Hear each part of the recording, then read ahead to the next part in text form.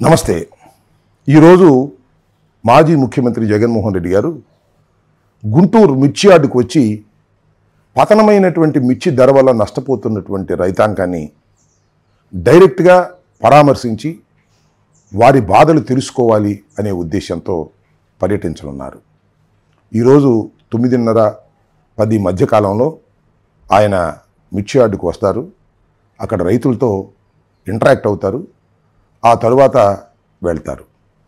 ఈ కార్యక్రమం ఎన్నికల కోడ్ ఉన్నందువలన పర్మిషన్ లేదని, జరగదని వాట్సాప్లోనూ కొన్ని ఛానల్స్లోనూ ప్రచారం జరుగుతూ ఉంది.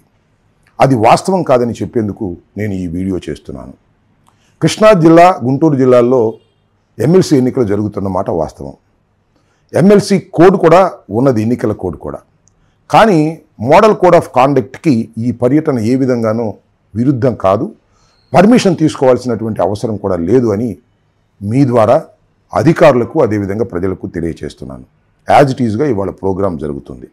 ఎందుకు పర్మిషన్ అవసరం లేదు అంటే, జరుగుతున్నటువంటి ఎమ్మెల్సీ ఎన్నికల్లో వైఎస్ఆర్ కాంగ్రెస్ పార్టీ పోటీ చేయటం లేదు, లేదా ఏ అభ్యర్థిని కూడా మేము సపోర్ట్ చేయటం లేదు. ఒక అంశం. రెండో అంశం ఏంటంటే, ఎన్నికల ప్రచార నిమిత్తం జగన్మోహన్ రెడ్డి గారు ఈ పర్యటనని ఏర్పాటు చేసుకోలేదు. ఏ బహిరంగ సభ కానీ, ర్యాలీలు కానీ నిర్వహించడానికి కూడా మేము రావడం లేదు. కేవలం మాజీ ముఖ్యమంత్రిగా మిర్చి రైతుల్ని పరామర్శించాలనేటువంటి ఒక ప్రధానమైన ఉద్దేశంతో ఆయన ఇక్కడికి వస్తున్నారు. పరామర్శించి వారి యొక్క బాధలు తెలుసుకొని ప్రభుత్వం మీద ఒత్తిడి తీసుకొచ్చి ప్రభుత్వం చేత మిర్చిని కొనిపించాలనేటువంటి ఒక సదుద్దేశంతో జగన్మోహన్ రెడ్డి గారి పర్యటన నిర్దేశించబడింది. కానీ కొంతమంది కావాలని దీన్ని ప్రచారం చేస్తున్నారు. లేదు, పర్మిషను జరగదు అని. నేను ఒక విషయాన్ని కూడా ఇక్కడ గుర్తు చేస్తున్నాను. కృష్ణా, గుంటూరు జిల్లాల్లో 2 చోట్ల కూడా ఈ రకమైనటువంటి కోడ్ ఉన్నది. అయితే నిన్న వంశీని పలకరించడానికి కృష్ణా జిల్లాలో జైలుకు వెళ్ళి జగన్మోహన్ రెడ్డి గారు పలకరించి వచ్చారు.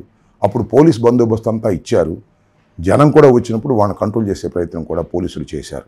కానీ ఇవాళ ఏమంటున్నారంటే పోలీసులు, నిన్న నాకు ఫోన్ చేసి డిఎస్పీలు వాళ్ళు, ఎన్నికల కోడ్ ఉంది కాబట్టి మేము అసలు బందోబస్తు ఇవ్వలేమనేటువంటి మాట మాట్లాడుతున్నారు. ఇది చట్టవిరుద్ధమైనటువంటి అంశమని కూడా ఈ సందర్భంగా మీడియా ద్వారా వారికి తెలియపరుస్తున్నాను. ఒకటి మాత్రం చాలా స్పష్టం, ఎట్టి పరిస్థితుల్లోనూ ఇవాళ 9:30-10:30 మధ్యలో జగన్మోహన్ రెడ్డి గారు వస్తారు, రైతులతో ఇంటరాక్ట్ అయ్యి వెళ్తారు. ఇలాంటి దుష్ప్రచారాలను దయచేసి నమ్మవద్దని ఈ సందర్భంగా చెబుతున్నాను. అదేవిధంగా ప్రభుత్వం కూడా ఏదో ఒక విధంగా ఈ ప్రోగ్రాంని ఫెయిల్ చేయాలని కుట్ర చేస్తున్నది. ఇది ప్రజాస్వామ్యంలో సరైనటువంటి విధానం కాదని కూడా ఈ సందర్భంగా ప్రభుత్వానికి, పోలీసు అధికారులకి, పాపం పోలీసు అధికారులు ఏం చేస్తారులే, ప్రభుత్వం వైపు నుంచి ఒత్తిడి వస్తున్నప్పుడు వారు కూడా రూల్స్ను వైలేట్ చేసే పరిస్థితి చేస్తున్నారు. ఇది సరైనది కాదు.